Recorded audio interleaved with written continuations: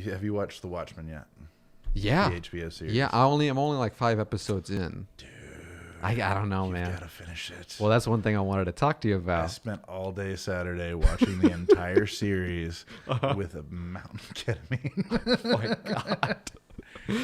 That must have been an experience. Oh my god! It was already a really trippy series in and of itself, but It when is. you add that to it, it's just like you get meaning upon meaning, like because you've read the comics, right?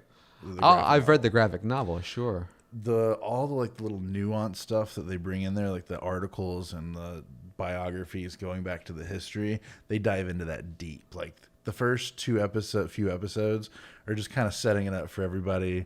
So even if you haven't seen it, you can come into it, and then they just jump in, and you're seeing Hooded Justice stuff, and like it gets so deep and great, especially when the Dr. Manhattan stuff starts coming out. Okay, because I need to. I don't know, man. I get on this thing where I start watching something, and I think because of hype, there's expectation, and I mean that's on me, sure. But I'll start watching it, and I really love the first 2 episodes of The Watchmen. But after that, I don't know what it is. Whether it's the writing or me just being in a weird mood. It was tough for me to get into. It was tough. I had the exact opposite. Like I watched the first 2 episodes and I was like, okay, I kind of see what they're doing, but I'm not really into it. But then like episode 3 or 4, it was just like, all right, I'm sold. I'm watching the rest of this. There's nothing else I'm doing. Like, no, just keep playing it. Yeah. We're calling takeout. No, we're not leaving the apartment. Let's just. Wow. It was probably my favorite TV show this year. Really? Yeah. Dude, you know which one was mine? I have a list. It's crazy. Like in that email. The Witcher? No. Don't fucking start with me, man. We're going to end the show with that shit because I got some words. I have no dog in that race. I haven't watched it. It's been so polarizing. I'm like, I don't know, man. I'm glad people liked it.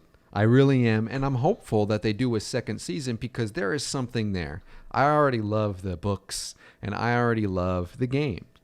The games, but definitely the third one, because that's the one everyone plays. They just released that a little while ago, like 3 years or something, 3-4 years. yeah, it's like out on everything now. Yeah, but dude, I hate to admit this. I've never played a Witcher game. that's fair.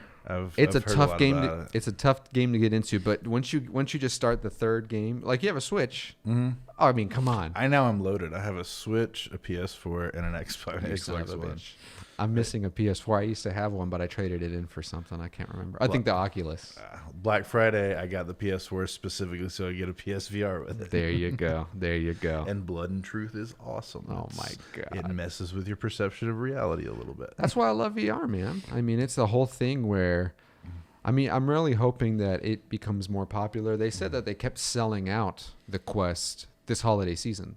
Oh yeah. And they're selling out of the Rift S too. I think they're wanting to sell out their stock because they know with the Quest it can hook up to a PC. It's the best value in VR, man. I mean, they made the Rift S for no reason. As soon as they can make the battery life larger, that's like its only drawback is you're limited to 2 hours. Dude, I've gotten 3. Nice. I've gotten 3. I think it may depend on the title. Yeah, well, still, even with because how long is the Vader game? Not long, man. I mean, you could play all 4 or 5 parts within 3-4 hours. Okay. Which isn't bad. So you get it on a charge. Yeah. But that's the problem with me in VR, man. It's just this year I was literally looking for some like really stellar titles, and compared to everything else, what's up? I didn't get the email. Man, I'm sorry. Sorry, let's try to keep up. No, you're good. I'll You're just good. follow We're veering off. Yeah. To be honest. Follow your lead. No, that's cool. That's cool. I mean, honestly, that was one thing I was looking forward to is VR this year with the Quest. And there's been some good games, but I hate that there is a price premium. Like you have to pay $40 for a 6-hour experience. Get the fuck out of here, man. Like you could pay $15 and get the same amount of hours with a JRPG on the Switch.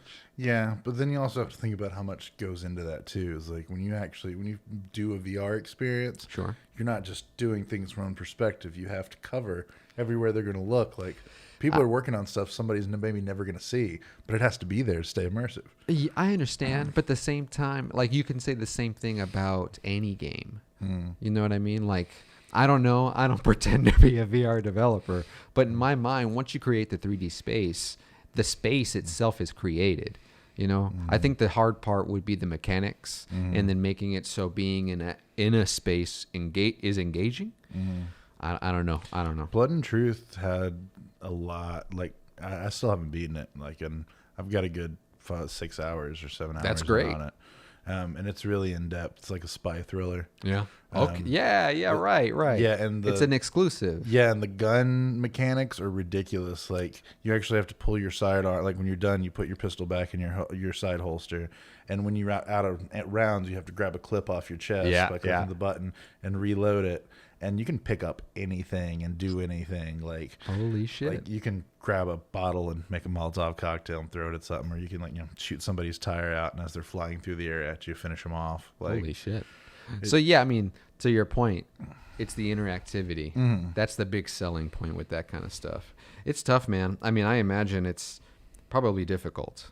Yeah, I'm just waiting for Ready Player One. Like that's the end game there. Just give me an Oasis. I will live in it so fast. Oh my god.